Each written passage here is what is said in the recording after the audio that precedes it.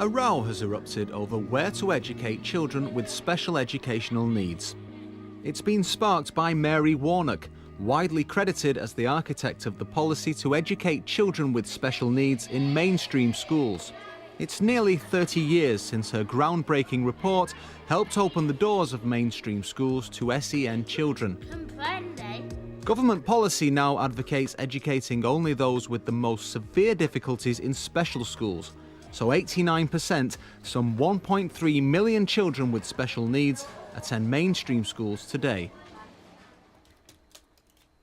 But now, in an apparent U-turn, Baroness Warnock has made the controversial claim that many of these children might be better off in special schools after all.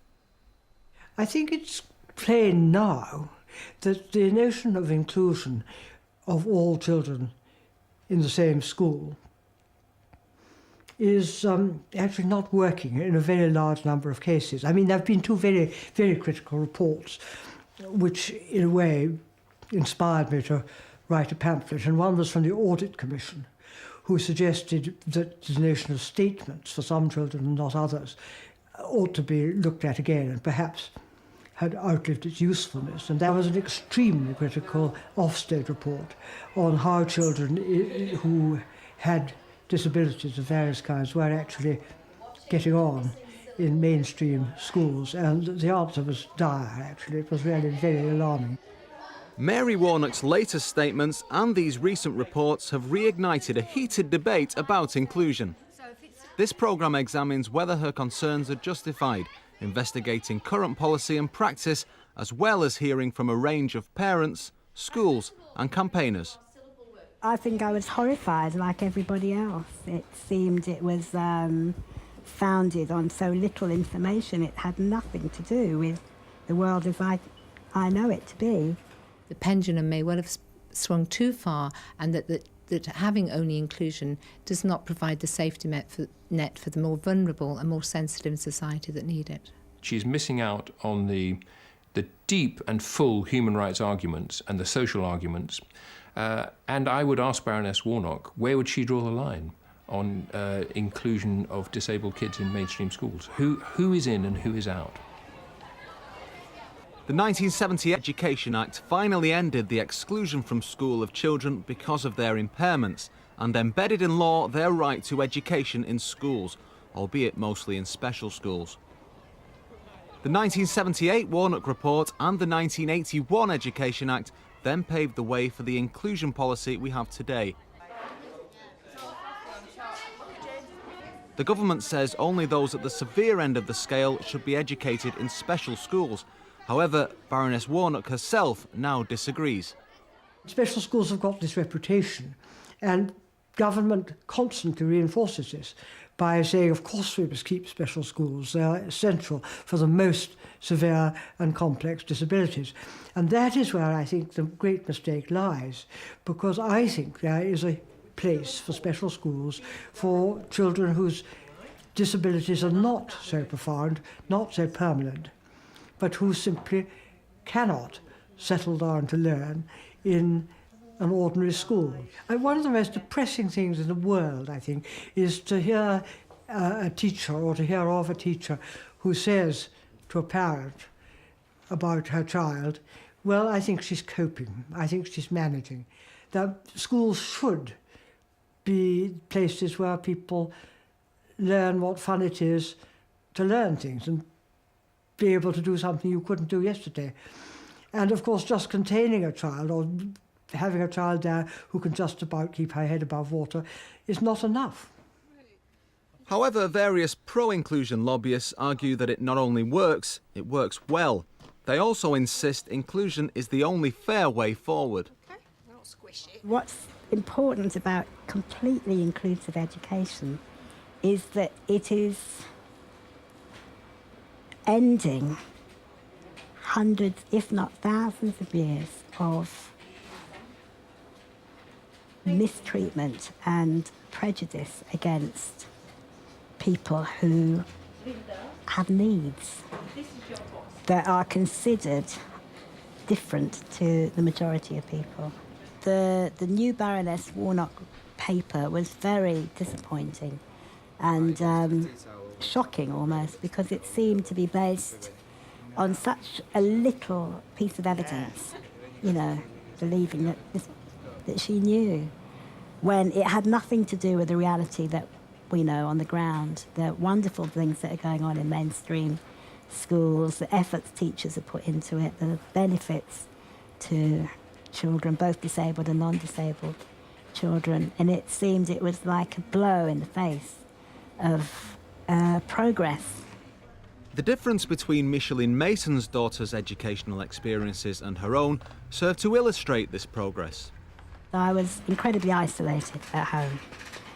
I took my 11 plus at home, which happened in those days, passed, but was then told I shouldn't have been told that I'd got such a good score because there was no school I could go to. I went to mainstream school ever since I went to preschool, nursery school, and I always went to school within my local community, so it meant I really managed to make good, strong friendships early on with people that lived nearby to me, which have kind of sustained themselves. And my life would look completely different if I hadn't been in mainstream education. I don't doubt it. I was one of a very small group of young people at the time that had that opportunity, and now I'm part of a very small group of young people that are going into higher education and are kind of getting to go out into the world. But it's clear to me that most of my peer group are not doing what I'm doing. Baroness Warnock's main concern, though, is not about whether mainstream schools should include physically disabled children such as Lucy, but whether they're right for those with behaviour so challenging it risks getting in the way of learning. Some of them are children with severe behavioural difficulties that have increased because of their failure at school. And so therefore, by the time they get to secondary school, they've given up on the whole idea of learning. It just isn't their scene. Whatever the actual cause of that is, they need to go to an environment which will enable them to learn. Because if children have a right by law to education, then it seems to me they have a right to be provided with somewhere that makes education possible. In fact, the SEN and Disability Act 2001 placed legal duties on mainstream schools to make reasonable adjustments to ensure pupils with impairments were not put at a disadvantage. But the question is, how well have they managed to do this? The government asked pro-inclusion charity Disability Equality in Education to examine what makes for good practice. They concluded that success depended primarily on a positive attitude within the management of a school. The thing that made the difference was there was a willingness to try. There was an ethos where people thought it was a human rights issue, that these children should be here, they live in our community, and we will transform our school, remove the barriers, develop techniques, we'll actually develop education for them, and we will support peer integration, peer support. Now, if you do those sorts of things with strong leadership from the school, there is no reason at all why it can't happen. The key issue for us as disabled people and in transforming education to inclusion is to recognise the difference between what we call medical model thinking, which sees the problem in the person, what's wrong with them, to see actually the problem is the barriers that beyond the person, barriers in the environment, barriers in the way we teach, barriers in language, and we need to remove those barriers to give people the rights and entitlement they have to access education alongside their peers. Glossopdale in Derbyshire was one school judged to have got it right. The school has a long history of inclusion going back to the 1970s following the original Warnock report, with its success apparently countering Baroness Warnock's arguments. There are several things that make inclusion work. One of the things from the school's point of view is that you need to have a senior management team who are very much behind inclusion, because that then filters down to the rest of across the rest of the school. And we have that here and have had for a long time. But we also have teaching staff who are very committed to it in all sorts of ways, not just the special needs staff, but the subject colleagues across. What we do works because the subject colleagues want to work with us on that. The children are part of all ability tutor groups, so although they might come out now and again for small group work to do with basic skills, if that's their difficulty, our main philosophy is that they're in school with everyone else, working alongside their peers, benefiting from the teaching of the main subject teachers, but with support in the classroom so that they can access what it is that's going on.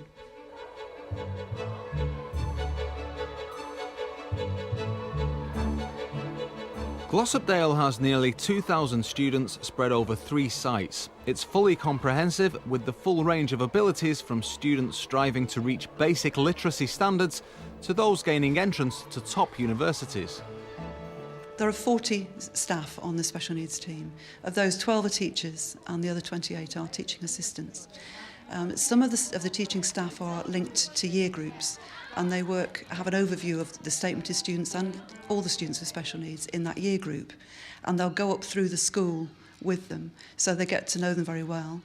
Other members of the team are linked to curriculum areas, so they'll work with those areas looking at curriculum differentiation, delivering, again, in-class support. And then we have some teachers who are behaviour specialists who work with those with challenging behaviours, and the teaching assistants are split between those 3 teams. And with this level of commitment and resource, it appears they can succeed with children with a broad range of special needs. Gemma has Down syndrome. Gemma's thoroughly enjoying it. She's working very hard, she's coping with her homework, she's continuing to mix, she's made new friends, she comes home from school very happy and seems to be learning a great deal. So she's settled in very well, even though she's only been here for 1 term. So we're very, very pleased with that. She's able to write, she's able to read, she's able to mix. She goes out to friends' houses for parties regularly, and that wouldn't be possible if she hadn't mixed with ordinary kids. Even more complex special needs can be supported. Matthew is visually impaired, has learning difficulties and problems with his speech. Matthew's not a delicate child. From being young, he's been involved. He does most activities that most other children do to a very good standard. He's always been pushed. Academically, he's not as good as most children, but he's prepared to work. He works hard and he tries his best, and that's all I can ask for. And as long as he has that support to work with him, which he does here at Glossopdale, then I'm happy with that. I think being at Glossopdale will prepare Matthew far better to going into the outside world, possibly working, than he would have been prepared had he been in a special school. However, Glossopdale's success doesn't necessarily reflect what happens elsewhere in the country. The 2001 SEN and Disability Act may have strengthened the rights of children with special needs to an education in a mainstream school, but what's provided for them depends on where they live. We think it's crazy that a child in South Tyneside is 24 times more likely to be placed in a special school than a child in the London Borough of Newham. Parents and their advocates and also teachers tell us this is a really crazy and inadequate way of interpreting the same law. We asked the Secretary of State to intervene and to write to the high segregating education authorities and to maybe meet with them and say, what is going on here? Your interpretation of the law is very different to many other education authorities in the country. And her department, has written back saying things are in place, there are local circumstances, and interpretation of the law will vary according to these local circumstances. And the level of SEN resources mainstream schools have also varies across the country. Use your capital letters, mind in full stops. 13-year-old Lewis settles down to do his schoolwork. However, he won't be going anywhere near a classroom. Lewis, who lives in South Gloucestershire, has attention deficit hyperactivity disorder. His mother Hayley has taken him out of the Grange, his mainstream school near Bristol, because she's unhappy with his progress. Different to working in a school. You haven't got those people around you chatting to, and you can't make mistakes really. Chatting to people and getting told off. Right, the teacher explain it to you, and she'll say, "Well, go on then," and I'm like, "Well, miss, I get to that," and she just, "Well, go on then and do it," and I just, once I can't do something, I blank it. That's me. The Grange school gave Lewis 7.5 hours a week of extra support. However, Hayley says that's not enough. Last year, his reading age was 7 years and 5 months. A year on, it's 7 years and 6 months. So at this rate, he'll still be leaving school with a reading age of 7 years and 9 months. That's right. Which to me is not good enough. That's no good for nobody. It's you know, he's not going to get very far. The ratio of dedicated staff to pupils with SEN varies from one school to another. While Glossopdale has 1 member of staff to every 6 SEN pupils, the Grange has only 1 to 11, although the Grange's latest Ofsted report says the school does well with children with SEN. In a statement, the school said, "Increased learning support would help Lewis improve his organisational skills. The level of funding available to schools is not yet at a level where all students' social and emotional needs can be met." I won't blame the Grange for what they've done, because the Grange has done a lot. But they're limited, aren't they're they? limited with money. But if the LEA would put funds in, for not just my son, there's other children in the Grange who's got difficulties, not just like Lewis. And, you know, they got just as much chance as the rest of the pupils at that school. Lewis's family are also unhappy about the limitations they see in the national curriculum. He don't need to be learning French or Italian when he don't know his actual English himself.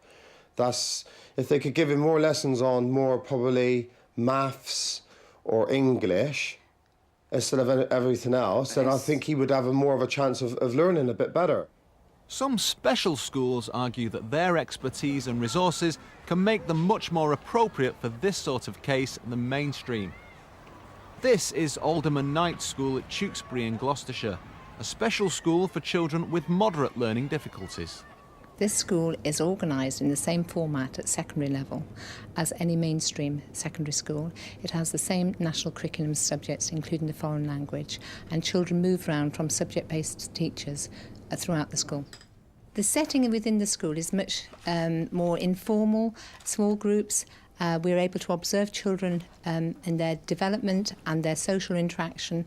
We're able to monitor their behaviours as well as their curriculum development, so that we're able to access their learning at a level that suits their needs, tailored curriculum, in a way that perhaps a large secondary school may not be able to manage this. Jessica is one of Alderman Knight's 60 pupils. Like Lewis, she struggled in a mainstream school.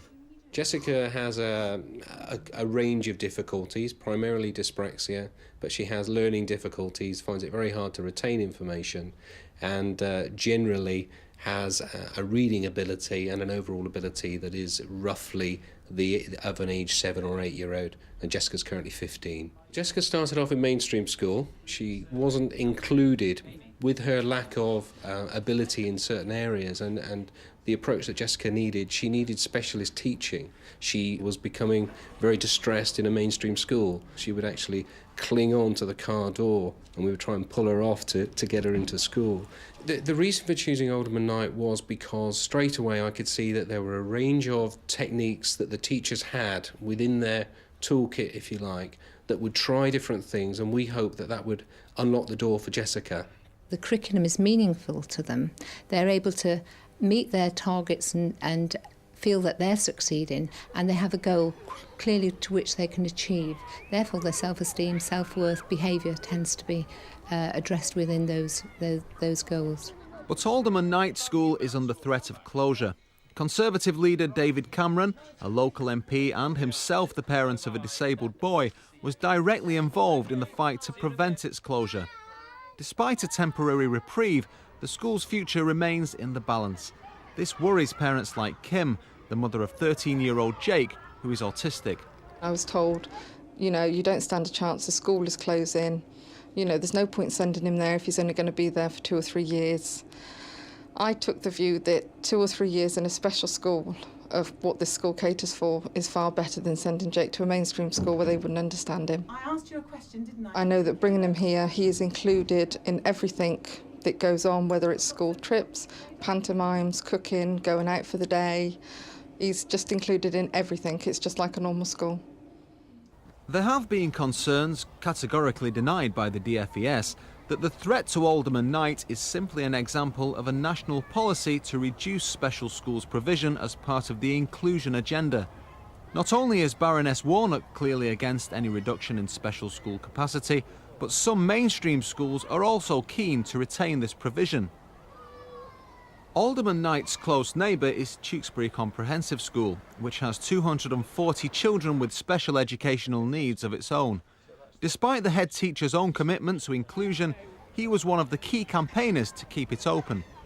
Alderman Knight is catering for children whose difficulties are too severe for a school like mine to cope with.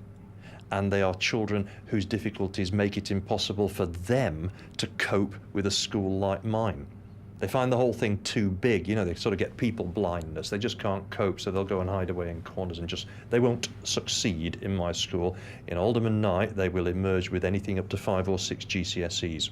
It's a wonderful provision, and that's why I'm so dead keen to keep it.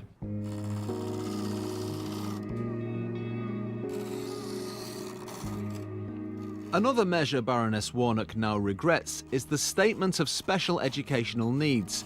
Introduced in the 1981 Education Act, the statement comprises a legally binding list of specific assistance and the school where the child should get it. It's become a parent's passport to getting help for their child. That, of course, was a terrible, divisive thing to introduce, because just about in 1981, the date of that act, the education cuts became acute, or began to become acute, and local authorities were more and more strapped for money. And they, therefore, began to put into the statement as little as they could decently get away with, because they knew they had to provide whatever was in the statement. And, of course, that meant that parents, first of all, demanded statements for their children, because they thought that otherwise they wouldn't get any special help at all. And secondly, they began to be very critical of what was in the statement because they thought it wasn't enough. Despite recent spending increases in education, similar problems remain today. Many statements are contested, and parents who disagree with the LEA's decision need determination and money to challenge it. Recently, the parents who have been able to come send their children to this school have been the parents who have pushed open doors through going to see paediatricians, educational psychologists, or even to tribunals where they have wanted alternative provision because their placement within the mainstream, for whatever reason, has not been satisfactory. And therefore, the parents are often more articulate and middle class than they have been in the past. The government's SEN strategy signals a shift towards phasing out statementing in favour of directly funding schools to support children with special needs. In the interim, however, some parents remain dissatisfied. They have to have so many points to have a statement funded, and I'm under the impression that he falls about 12 points below. And so, as far as we're concerned, the statement really isn't worth the piece of paper it's written on. If it's not funded, why bother have a statement at all? Baroness Warnock's recent declarations on special educational needs have prompted a cross-party select committee inquiry in Parliament, and statementing is one area under examination. What on earth is going on in statementing? You know, how does statementing work? Why is it that some parents who can afford to challenge a statement in court can, if they can, pay 10, 15, 20,000 pounds, can get a statement changed, or can get a statement, can challenge the refusal to statement a child? And what happens if you haven't got that money? So statementing there's a very big question about what exactly is happening there. Who does get a statement, who doesn't? Another contentious issue the committee has decided to look into is how the government's SEN strategy fits in with its commitment to parental choice. If it's right in mainstream education, or education that is not to do with special educational needs, it is also right here, and it's special education. And as far as we possibly can arrange it, I think special education has to give that amount of choice, as far as we can, to those parents.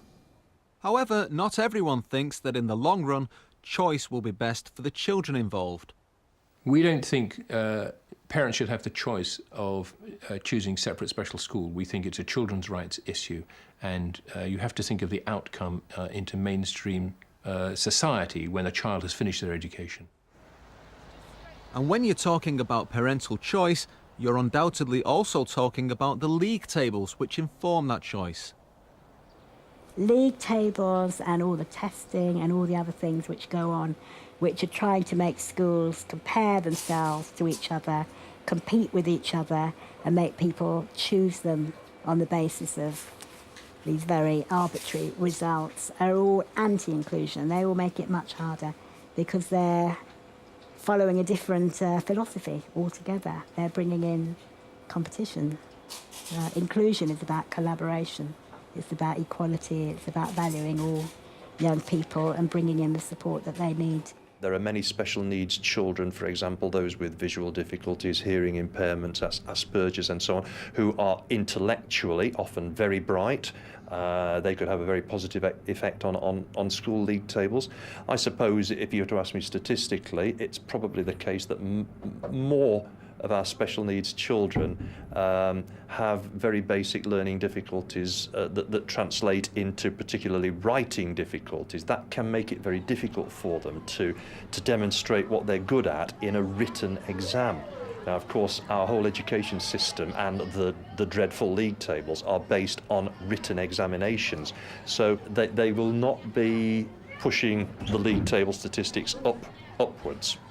The competitiveness of schools makes it essential that if there's a bit of money to spend, it's going to be spent on an extra teacher for the people who might get a few more A-levels if they had such teaching. The league tables seem to be one of the really harmful things that's happened to schools.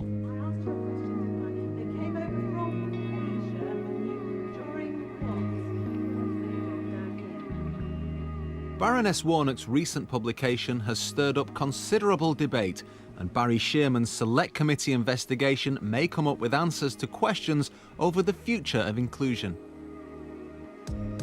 However, with the apparent effect of league tables and the limited available resources, what will happen to pupils like Lewis? But as the curriculum stands, it's not for Lewis. And so we're in a sort of a catch-22 because he doesn't seem to fall into any category at the moment.